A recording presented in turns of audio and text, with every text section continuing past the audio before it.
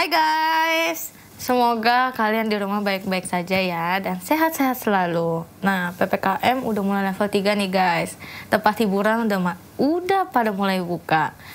Kalian yang udah gak sabar banget pengen pergi-pergian nih, nah jangan lupa prokesnya tetap dijaga. Jangan lupa bawa sanitizer, biar kalian bisa ngejaga diri kalian dan orang-orang di sekitar kalian. Nah, sebelum kita mulai ibadah, kita mau berdoa dulu ya. Tuhan, terima kasih buat hari ini. Sebentar kami mau ibadah, Tuhan. Kau yang berkati ibadah kita hari ini. Kau yang berkati juga tim profetik yang melayani Tuhan. Tuhan, terima kasih. Hanya dalam nama Yesus Kristus kami udah bersyukur. Haleluya. Amin. Happy Sunday.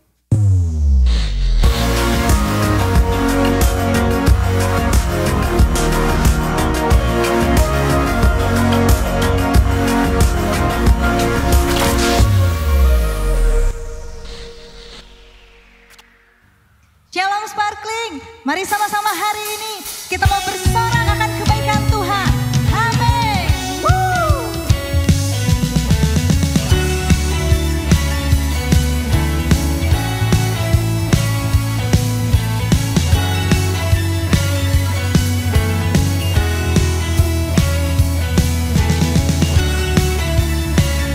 Kami bersorak sebab Engkau batu karang yang teguh buat setiap kami.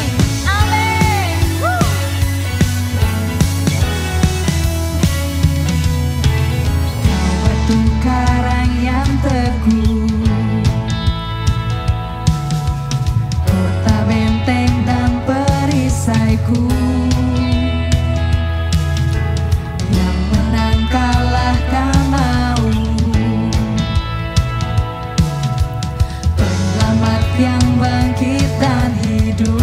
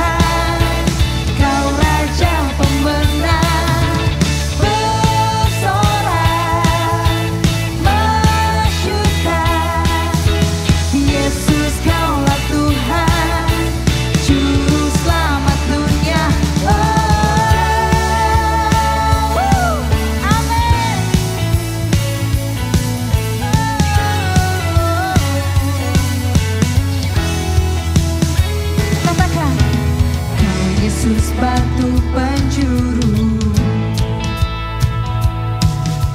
darimulah keselamatanku, yang menang kalahkan mau, penyelamat yang bangkit dan hidup.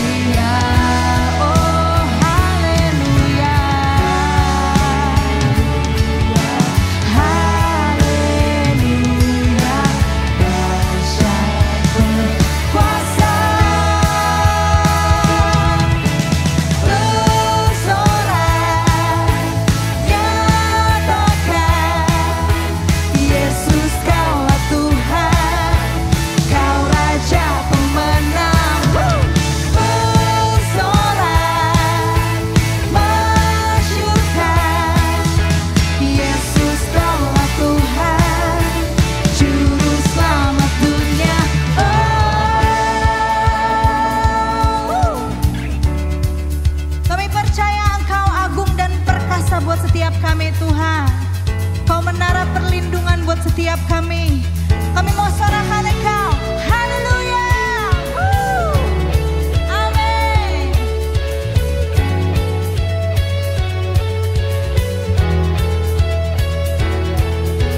Agung dan perkasa, megah dan berjaya, Yesus.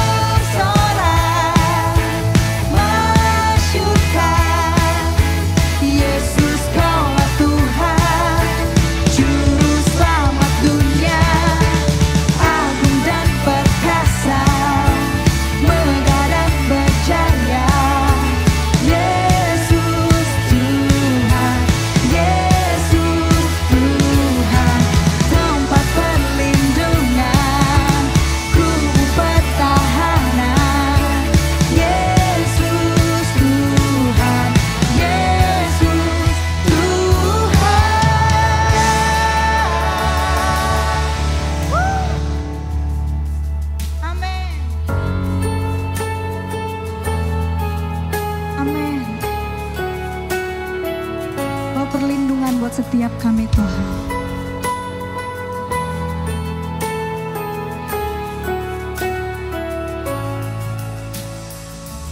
Before I spoke a word, you were singing over me. You have been so good to me. Before I took a breath, you breathed your life in me. You have been so kind to me. Oh, the overwhelming, never-ending, reckless love of God. Oh, it chases me down, finds still unfound, leaves the 99. I couldn't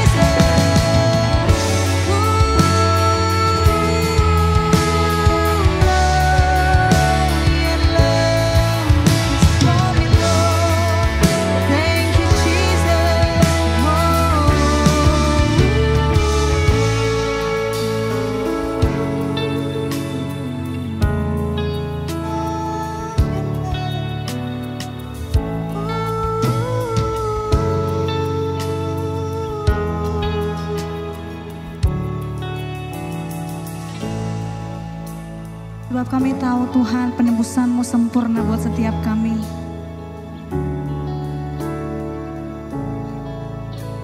Kami bersyukur Tuhan, sebab kasih-Mu yang besar buat setiap kami Tuhan. Kami yang gak layak, hari ini kami dilayakkan Tuhan. Kami bersyukur karena pengorbanan-Mu yang sempurna buat setiap kami Tuhan. Membuat kami percaya bahwa hari ini kami sudah menang. Hari ini kami sudah terima keselamatan dari Engkau. Kami bersyukur Tuhan, sebab hari ini firman Tuhan katakan di dalam 2 Korintus 5 ayat yang ke-15.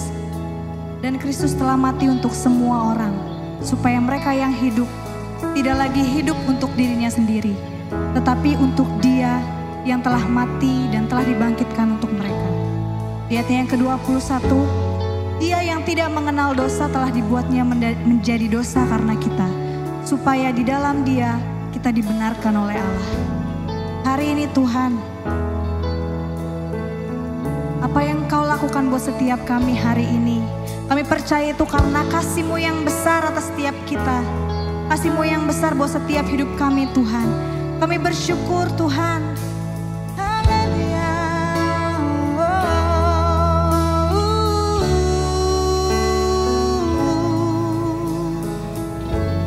Shadow you won't light up, mountain you won't climb up, coming after me.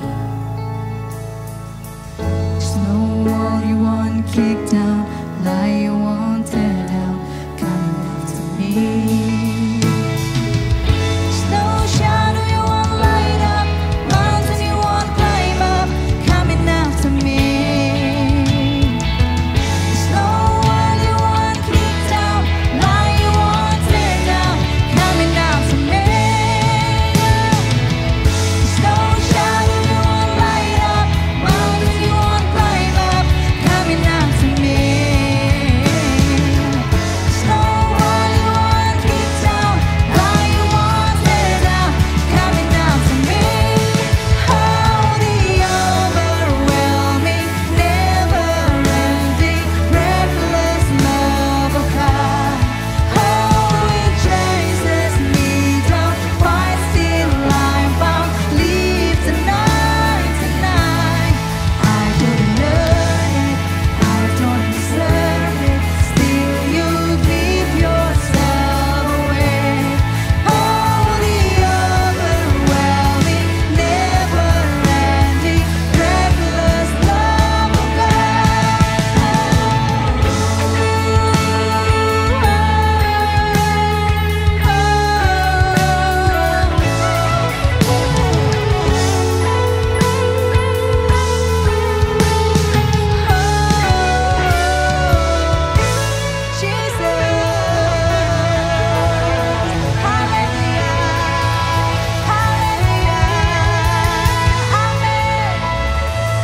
Kami bersyukur penebusan-Mu sempurna buat setiap kami. Kami sungguh percaya Tuhan Engkau Allah yang mengasihi setiap kami. Terima kasih Tuhan buat penebusan-Mu, buat kasih-Mu yang besar buat setiap kami. Di dalam nama Yesus.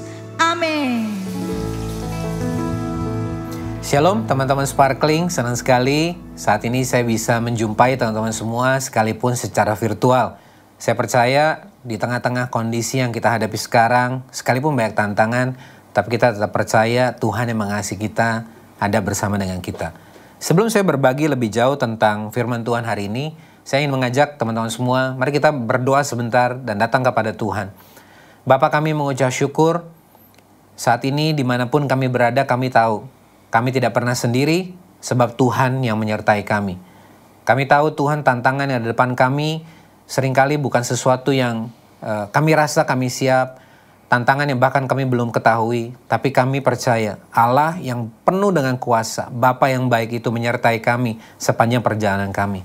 Bahkan Kau berjanji sekali-kali tidak akan meninggalkan dan membiarkan kami sendirian. Oleh karena itu kami mau melangkah dengan iman dan percaya bahwa Tuhan yang menyertai setiap langkah kami. Kami serahkan waktu-waktu ke depan ini ke dalam tangan-Mu, urapi setiap kami, supaya firman Tuhan yang kami dengar sungguh-sungguh membuat kami bertumbuh. Kami mau bersedia untuk berubah menjadi seperti apa yang Tuhan mau. Engkau yang menguatkan kami lewat firman-Mu, menghibur, menegur, dan juga membangun setiap kami. Kami serahkan semua ke dalam tangan-Mu, Hanya dalam nama Yesus, saya bilang percaya, kita sama-sama katakan amin. Teman-teman semua, hari ini saya ingin berbagi tentang bagaimana kita hidup dalam sebuah pengertian dan dalam sebuah keyakinan bahwa apapun peperangan, pertandingan, dan pergumulan yang kita hadapi dalam kehidupan kita tahu kita sanggup melakukan bersama dengan Tuhan. Judul dari apa yang saya ingin sampaikan hari ini, sharing firman Tuhan hari ini adalah This is how I fight my battle. Beginilah caraku menghadapi peperanganku. Dan saudara, kalau bicara soal peperangan tentunya kita tidak berbicara tentang peperangan secara fisik. Kita menghadapi pergumulan, menghadapi tantangan dalam berbagai bentuk hari-hari ini. Kita membaca di berbagai media dan berita, khususnya sejak pandemi ini terjadi dari tahun 2020 sampai saat ini. Begitu banyak isu baru yang sekarang dihadapi khususnya oleh orang-orang muda, namanya mental health issue. Ada begitu banyak orang tertekan, stres, karena banyak faktor. Ada faktor ekonomi yang bermasalah, ada faktor hubungan yang rusak. Begitu banyak angka perceraian yang meningkat sepanjang pandemi, persahabatan dan kekeluargaan yang berkurang. Belum lagi ada berita duka di mana ada keluarga orang yang kita kasih, kemudian Tuhan izinkan untuk dipanggil pulang. Ada situasi pekerjaan, usaha, keuangan yang ikut terkena dampak. Dan banyak lagi. Salah satu berita yang cukup mengagetkan waktu saya baca, kalau saya tidak salah di BBC, saya lupa di negara mana, tapi ini salah satu negara di Eropa kalau saya nggak salah ingat, seorang anak remaja, bahkan boleh dibilang kalau untuk ukuran kita di Indonesia, ini masih tergolong sangat muda, usianya baru 13 atau 14 tahun. Dan anak muda ini, seorang anak laki-laki, memutuskan untuk mengakhiri hidupnya dan membunuh dirinya setelah dia melalui sebuah fase di mana dia stres dan merasa begitu bebannya berat lewat sekolah online, tidak pernah bisa berinteraksi dengan teman-teman seperti sebelumnya, dan tugas yang menumpuk. Dan ketika dia berkomunikasi dengan orang tuanya pun dia merasa tidak menyelesaikan masalah. Sehingga satu waktu dia akhirnya mengambil keputusan untuk mengakhiri hidupnya sendiri. Dan teman-teman di kelasnya satu sisi kaget, tapi di sisi lain mereka juga berkata bahwa this has been a very challenging season for us. Dan saya nggak tahu teman-teman semua, khususnya kalau kita bicara profesional muda, orang-orang yang membangun usaha, ini bukan sebuah situasi yang mudah di tengah-tengah pandemi. Orang yang bekerja, mungkin saja saudara menghadapi sebuah situasi harus mendapatkan pemotongan penghasilan dan lain sebagainya. Tapi apapun itu saudara, tidak ada sesuatu pun yang di atas muka bumi ini yang sebenarnya baru di hadapan Tuhan. Tuhan yang sama yang dulu melakukan perkara yang begitu luar biasa di tengah-tengah bangsa Israel, umat pilihan Tuhan, adalah Tuhan yang sama yang ada hari ini. Oleh karena itu saya ingin membagikan sebuah pesan dan mengencourage teman-teman semua lewat sharing hari ini. Ada 3 poin yang saya ingin bagikan dan saya berdoa dan berharap supaya lewat apa yang saya bagikan ini kita bukan hanya dikuatkan, tapi kita memperoleh pemahaman sehingga kita akan berjalan dengan cara yang berbeda, dengan penuh keyakinan, dan bahkan kita juga boleh menjadi berkat, menjadi pengaruh dan dampak buat orang-orang di sekitar kita sehingga mereka juga boleh dikuatkan. Mari kita baca firman Tuhan di dalam Mazmur pasal yang ke-25 ayat yang ke-12 sampai dengan yang ke-15. Dikatakan begini, siapakah orang yang takut akan Tuhan? Kepadanya Tuhan menunjukkan jalan yang harus dipilihnya. Orang itu sendiri akan menetap dalam kebahagiaan dan anak cucunya akan mewarisi bumi. Tuhan bergaul karib dengan orang yang takut akan Dia dan perjanjiannya diberitahukannya kepada mereka. Mataku tetap terarah kepada Tuhan sebab Ia mengeluarkan kakiku dari jaring. Teman-teman semua, kalimat yang kita baru saja baca adalah sebuah gambaran tentang bagaimana Tuhan tidak pernah tinggal diam dan bahkan Ia membagikan isi hatinya kepada sahabat-sahabatnya, kepada mereka yang takut akan Dia, kepada orang yang bergaul karib. Dalam bahasa Inggrisnya dikatakan, receive the revelation secrets of His promises. Banyak dari kita sering berpikir bahwa berkomunikasi dengan Tuhan itu lewat doa, lewat saat teduh, which is not wrong, benar. Tapi bagaimana kalau kita memahami bahwa sebenarnya dalam setiap aspek kehidupan kita, kapanpun, dimanapun kita berada, bukankah Tuhan ada di sana? Ketika kita sedang mengendari kendaraan kita, ketika kita sedang bekerja, ketika kita menghadapi seseorang, apapun yang sedang kita hadapi, sesungguhnya Tuhan menyertai kita. Dan bukan hanya Dia bisa memberikan kita hikmat dan kemampuan untuk melakukan apapun yang kita harus kerjakan dengan benar, tapi Dia juga menjadi pribadi yang akan mengungkapkan apa yang menjadi rencana dan janjinya Tuhan.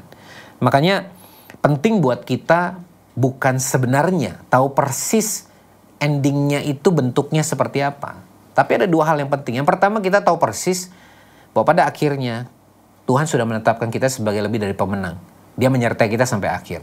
Dan yang kedua, kita mesti memahami lewat ayat tadi bahwa God will always show us the right way to go and how to walk it through. Tuhan selalu akan menunjukkan kepada kita jalan yang tepat, jalan yang harus kita pilih, dan bagaimana kita melaluinya. Bukankah banyak dari kita tahu persis bahwa ujungnya kita akan ada dalam kekekalan bersama Tuhan. Ujungnya kita akan menjadi lebih dari pemenang. Tapi yang menjadi tantangan terbesar adalah ketika kita melewati prosesnya, seringkali kita ingin menyerah karena kita merasa sepertinya sudah berakhir. Saya nggak bisa lagi, saya gagal, saya tidak mungkin melakukan ini dan itu, seperti semua jalan tertutup. Tapi teman-teman semua, saya ingin mengencourage kita semua hari ini di poin yang pertama ini, bahwa Tuhan menyingkapkan rahasianya, janjinya kepada mereka yang dikasihinya, kepada sahabat karibnya. God reveals the secrets of His promises to His lovers. Dan bukankah saudara dan saya, kita semua adalah His lovers, orang-orang yang Dia kasihi. Kita tahu endingnya kita pasti akan berakhir dalam kemenangan, asalkan kita berjalan sesuai dengan apa yang Tuhan kehendaki. Dan doa kita hari ini adalah supaya kita semua sungguh-sungguh boleh membangun sebuah keintiman, hubungan dengan Tuhan.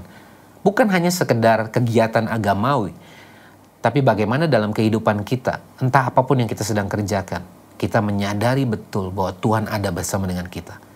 Sehingga kita bisa dengan spontan, dengan kedekatan seperti suami istri bahkan, bisa bertanya kepada Tuhan, apa yang harus saya lakukan? Apa yang harus saya pilih? Kemana saya harus melangkah?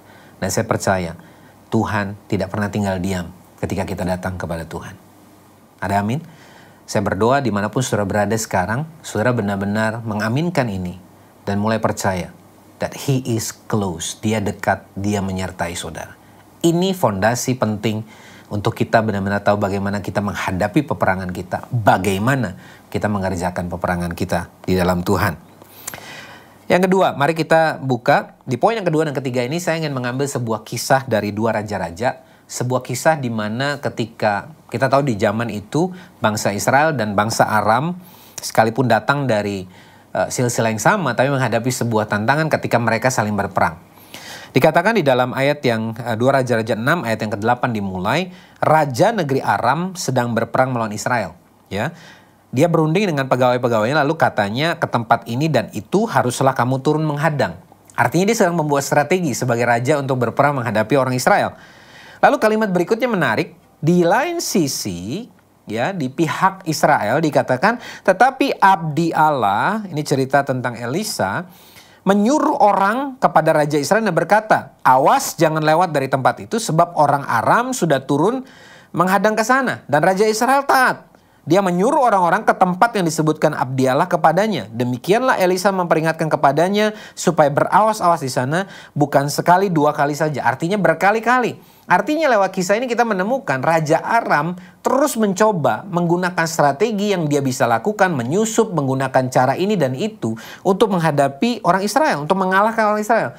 Tapi setiap kali dia memerintahkan itu, Elisa mendapatkan pesan dari Tuhan. Ini nyambung dengan yang tadi kita pelajari di poin pertama, bahwa Tuhan menyingkapkan rahasianya yang melindungi dan menjaga kita. Dan kemudian dia memberitahu kepada Raja Israel.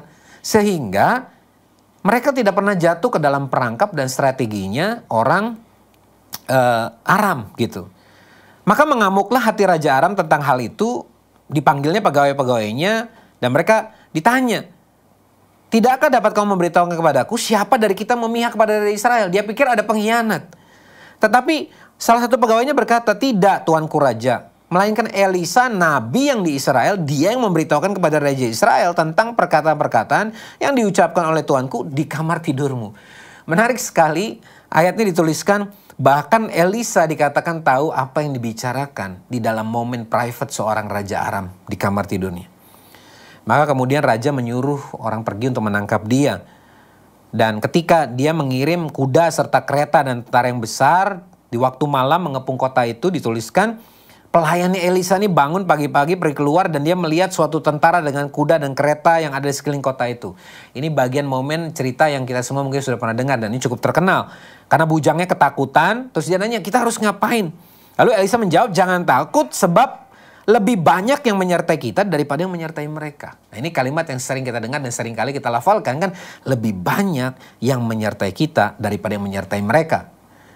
Lalu berdoa Elisa, Tuhan bukalah kiranya matanya supaya ia melihat. Maka Tuhan membuka mata bujang itu sehingga ia melihat. Tampaklah gunung itu penuh dengan kuda dan kereta berapi di sekeliling Elisa.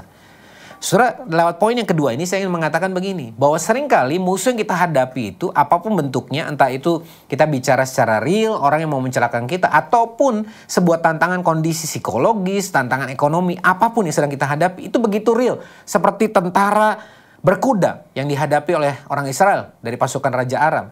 Tetapi di saat yang sama yang menyertai kita lebih banyak, bukan hanya lebih banyak secara jumlah, tapi dikatakan kuda dan kereta berapi. Bukan hanya lebih banyak, tapi lebih powerful. Artinya di atas kertas dan di atas segala perhitungan manapun, tidak mungkin kita kalah. Tapi yang jadi persoalan sama seperti bujang Elisa ini, bukan penyertaan Tuhan itu nyata atau tidak. Yang jadi persoalan adalah kita nggak bisa melihat. The problem is our eyes, our vision. Tuhan pasti menyertai kita. Tadi kita buka dalam doa salah satu ayat yang sering kita dengar. Dia berjanji tidak akan pernah meninggalkan kita sendirian. Tapi yang jadi persoalan seringkali kita melihat masalah kita hadapi terlalu jelas sampai-sampai penyertaan Tuhan tidak lagi kita lihat. Atau tidak menjadi fokus kita.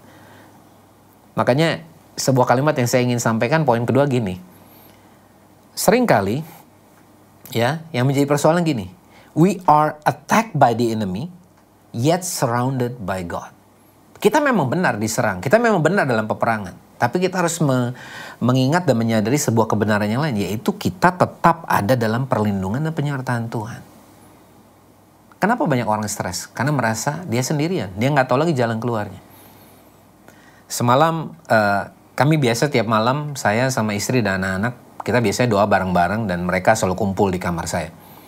Tadi malam setelah selesai semua, lalu mereka biasanya pulang maksudnya bukan pulang, maksudnya mereka pergi ke kamar mereka masing-masing.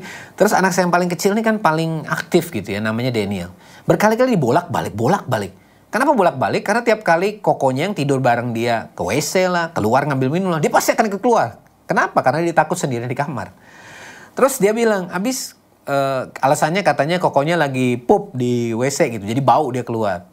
Terus kan saya bilang, karena koko di WC atau karena nggak ada orang di kamar? Ya karena aku sendirian takut. Takut sama siapa? Takut sama apa? Kan ada Tuhan Yesus. Terus dia nyeletuk sebuah kalimat yang kalau kita mau jujur, ini sering muncul dalam pikiran kita. Tapi kan Tuhan nggak kelihatan.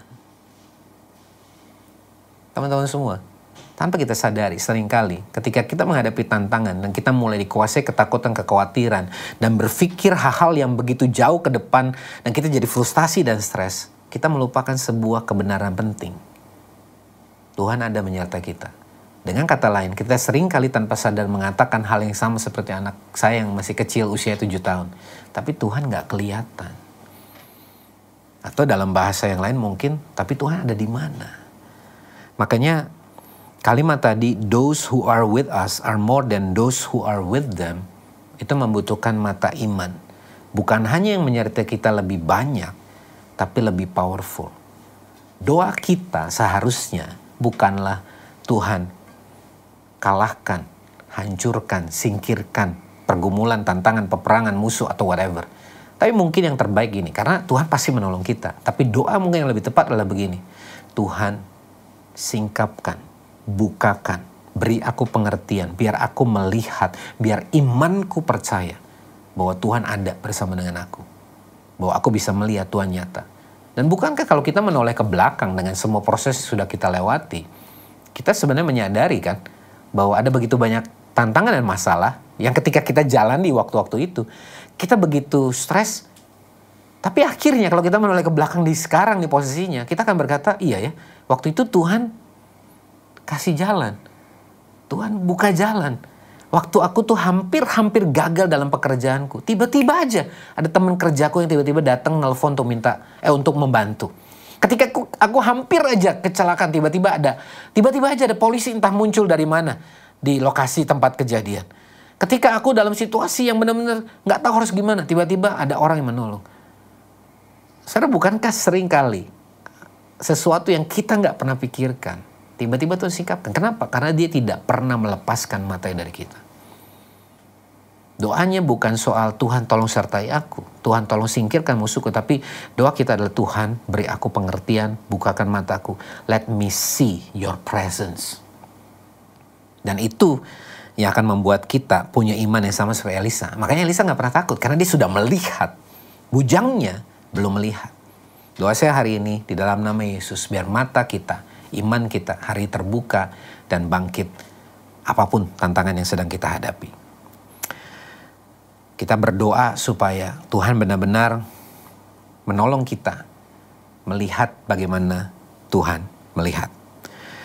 Makanya 2 Korintus 5 ayat 7 seringkali mengingatkan kita, sebab hidup kami ini adalah hidup karena percaya, bukan karena melihat. Karena seringkali mata kita ini justru menjadi tipuan. Kayak kalau kita nonton sulap gitu ya, kan sekarang ada banyak sekali ya, bukan hanya magician show. Ada Got Talent gitu, American Got Talent, Britain Got Talent. Kemarin American Got Talent yang terbaru pemenangnya Another Magician lagi. Kelihatannya memang magician jadi salah satu topik yang selalu menang gitu. Mungkin kesimpulannya adalah memang kita senang ditipu gitu kan. Tapi anyway, yang saya mau sampaikan adalah apa sih kunci dari magician atau mentalist atau apapun namanya? Adalah mereka mengatur apa yang harus kita lihat dan memastikan kita tidak melihat apa yang tidak harus kita lihat. Dan bukankah cara kerja masalah, pergumulan juga begitu? Membuat mata kita melihat kepada apa yang dia mau kita lihat. Dan kita akhirnya menyingkirkan mata kita dari Tuhan yang harusnya kita lihat. Poin yang ketiga sekaligus poin yang terakhir. Kemudian Elisa berdoa lagi. Cerita ini berlanjut di ayat 18. Waktu orang Aram tuh turun mendatangi dia, Elisa berdoa, butakanlah kiranya. Makanya saya pikir mungkin ada bagusnya juga kita berdoa, Tuhan butakan gitu. Mungkin butakan bukan dalam arti kata sesungguhnya, karena kita tidak lagi menghadapi manusia-manusia secara fisik. Tapi bicara tentang Tuhan lumpuhkan kemampuan musuh dalam menghadapi saya. Maka dibutakannya lah mata mereka sesuai dengan doa Elisa. Tapi jangan sampai di situ dulu ya. Karena kita kadang-kadang kalau kita udah pikir butakan, terus kita punya maksud yang jahat. Enggak. Kita lihat apa yang Elisa lakukan. Kemudian Elisa berkata kepada orang-orang yang sudah matanya dibutakan ini, bukan ini jalannya dan bukan ini kotanya. Ikutlah aku akan mengantarkan kamu kepada orang yang kamu cari. Nah, orang kalau lagi buta gak bisa lihat apa-apa, ada suara menuntun, gak ada pilihan, daripada gak jelas udah ikutin aja. Dan dikatakan mereka diantarkan sampai di Samaria, ini lumayan jauh. Lalu ketika mereka sudah sampai di Samaria, Elisa berkata, Tuhan bukalah mata orang-orang ini supaya mereka melihat. Dan orang-orang ini kemudian heran, lah kok gue bisa ada di sini, kira-kira kan gitu. Perasaan tadi kemana, sekarang kok ada di sini. Disitulah mereka sadar betul ini bukan sesuatu yang biasa. Ada sesuatu yang supra alami, sesuatu yang melebihi kemampuan mereka. Secara mental mereka pasti gak lagi punya kekuatan untuk berperang. Mereka benar-benar sudah pasrah, menyerah. Karena mereka bisa digiring sampai rupa. Bahkan mereka gak tahu mereka ada di mana. Tapi kemudian Raja Israel bertanya kepada Elisa, ini harus diapain nih pasukan musuh? Kita habisi aja nih. Enggak, dibilang jangan. Biasakah kau bunuh yang kau tawan dengan pedangmu dan panahmu? Orang sudah ditawan, mana ngapain perlu dibunuh di panah gitu dia bilang. Tapi kasih mereka makan. Supaya mereka makan dan minum dan lapor sama Tuhan mereka. Lalu benar Raja Israel taat menyediakan jamuan besar. Mereka makan dan minum terus dibiarkan pulang. Nah ini kalimat yang menarik. Sejak itu tidak ada lagi gerombolan-gerombolan Aram memasuki negeri Israel. Soalnya kisah ini ada sesuatu yang menarik sekali. Bahwa seringkali kita punya sebuah pemikiran. Kalau saya jadi Elisa, pasti saya habisi aja tuh orang-orang biar gak ada masalah. Tapi justru dia melakukan hal sebaliknya. Tujuan dia bukan membunuh atau menghabisi musuhnya. Tapi membuat musuhnya tahu persis bahwa mereka tidak akan pernah menang menghadapi mereka yang ada dalam perlindungan Tuhan. Yang Elisa sedang mau sampaikan sebenarnya simple. Bahwa Tuhan yang menyertai saya adalah God who is so powerful. Jadi next time pikir baik-baik untuk kamu berpikir untuk menyerang saya. Pikir baik-baik sebelum kamu mau melakukan apa yang kamu mau lakukan. Karena kamu harus tahu, kamu mungkin melihat saya sendiri, tetapi Tuhan yang menyertai saya. Sebenarnya itu message yang Elisa mau sampaikan. Sehingga ketika orang-orang ini akhirnya kembali, mereka bakal kembali dengan compassion, mereka makan, minum, dan selamat, dan kembali ke rajanya. Raja tahu betul bahwa musuh yang dia hadapi nggak main-main. Dia bukan sedang berhadapan dengan manusia, tapi dia berhadapan dengan Tuhannya bangsa Israel yang begitu luar biasa. Saudara bayangkan, kalau kita jadi orang Israel, bukankah kita akan begitu di-encourage?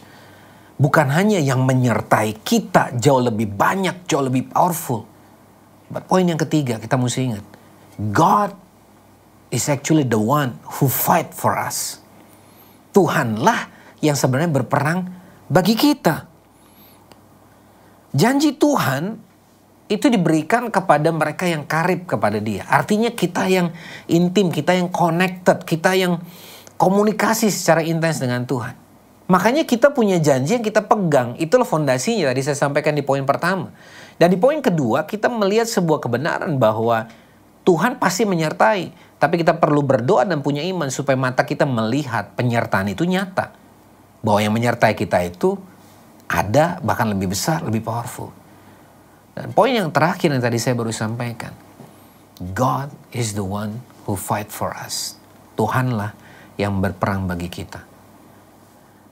Makanya Mazmur 9 Mazmur 91 ayat 1 berkata, orang yang duduk dalam lindungan yang maha tinggi dan bermalam dalam naungan yang maha kuasa. Tadi kita baca, itulah orang yang Tuhan lindungi, itulah Tuhan yang jagai gitu loh.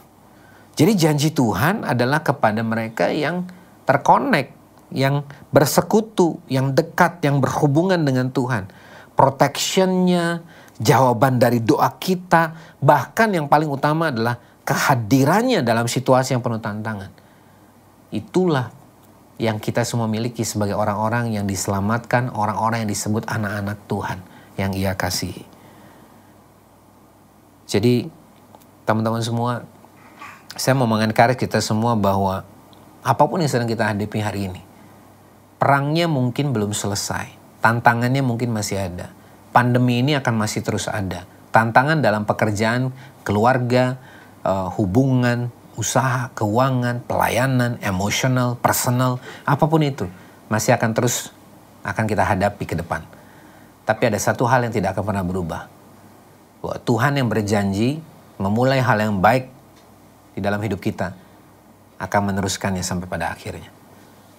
Saya berdoa lewat apa yang saya bagikan hari ini, kita semua benar-benar kembali diingatkan, dikuatkan, dan bahkan bisa kembali percaya bahwa tantangannya mungkin kelihatannya lebih berat.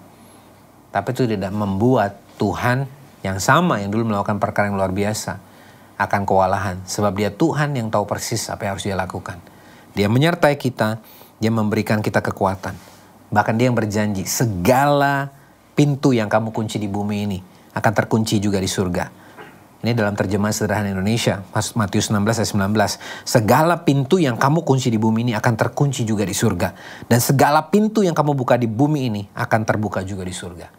How powerful His presence, His power, His promises. Janjinya, kuasanya yang Dia berikan bagi kita. Pertanyaannya, apakah hari ini kita mau kembali percaya dan berbalik kepada Tuhan? Pertanyaannya, maukah kita terus kembali dan bergaul, connected sama Tuhan? Jangan sampai apa yang sedang kita hadapi membuat kita jauh dari Tuhan. Tapi justru membuat kita dekat, membuat kita terkonek, membuat kita terus berkomunikasi dengan Tuhan. Sehingga kita semakin lama, iman kita bukannya semakin lemah, tapi semakin kuat dan kokoh di hadapan Tuhan. Sebab semakin lama kita bergaul dengan seseorang, pengenalan kita akan semakin kuat. Dan kita menjadi pribadi yang benar-benar tahu bahwa kalau Tuhan sudah berjanji, Dia bukan hanya tidak akan mengingkari, tapi Dia akan pasti menepati sampai pada kesudahannya. Bolehkah kita semua sebelum kita mengakhiri ibadah ini nanti, teman-teman semua, bolehkah ambil waktu sejenak, pejamkan matamu, datang kepada Tuhan. Sebab dimanapun kau berada saat ini, mungkin di rumahmu, mungkin dalam kendaraanmu, mungkin dalam situasi apapun. Bahkan ketika teman-teman mungkin dalam sebuah situasi yang berat, situasi di mana teman-teman mungkin mulai ragu, kehilangan harapan, atau mungkin teman-teman dalam kondisi yang baik-baik aja, dimanapun dan apapun dan bagaimanapun kondisimu hari ini. Saya cuma mau menyampaikan bahwa God is real, God is with us. Tuhan itu nyata, Tuhan itu menyertai kita. Kalau kita bertanya, how I fight my battle, maka mari terus mengingat bahwa Tuhan itu mengasihi kita. Dia tidak pernah meninggalkan kita. Dia bahkan menyingkapkan rahasia janjinya kepada kita. Dia memberikan penyertaan yang bukan hanya semu, tapi kuasa yang menyertai kita lebih besar, lebih banyak, lebih powerful. Dan bahkan dia yang berperang bagi kita. Biarlah saat ini iman kita semua boleh dibangun, dibangkitkan, dan kita melangkah. Mungkin tidak serta-merta kita langsung pulih.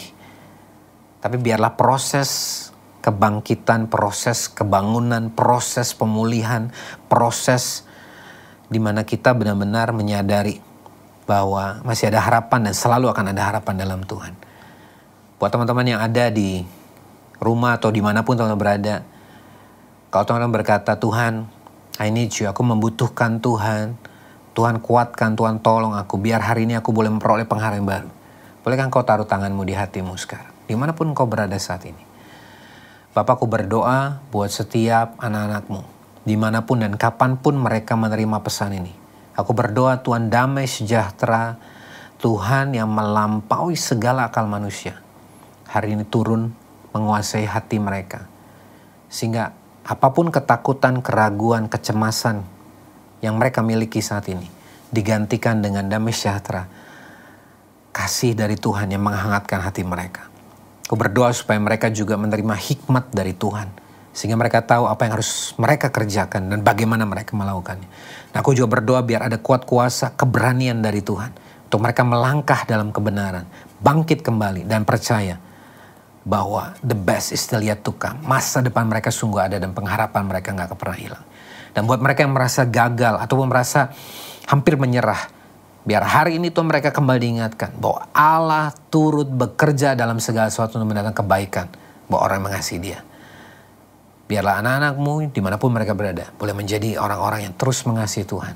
Sehingga mereka akan terus melihat segala sesuatu, bahkan mungkin kegagalan mereka, Tuhan bisa ubahkan untuk mendatangkan kebaikan, memulihkan, menguatkan, membebaskan, dan membangkitkan kami semua.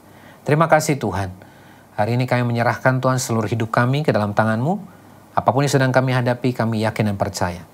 Penyertaan Tuhan lebih dari cukup. Kasih Tuhan yang begitu powerful akan senantiasa menguatkan dan memampukan kami. Sehingga sampai pada akhirnya semua janji Tuhan digenapi dan kami akan melihatnya dengan penuh sukacita dan damai sejahtera. Terima kasih Tuhan. Hanya dalam nama Yesus kami berdoa dan kami mengucap syukur. Dan setiap kita yang percaya, dan hari ini sama-sama mengambil komitmen untuk melakukan yang terbaik sesuai dengan apa yang Tuhan kehendaki. Kita sama-sama katakan amin.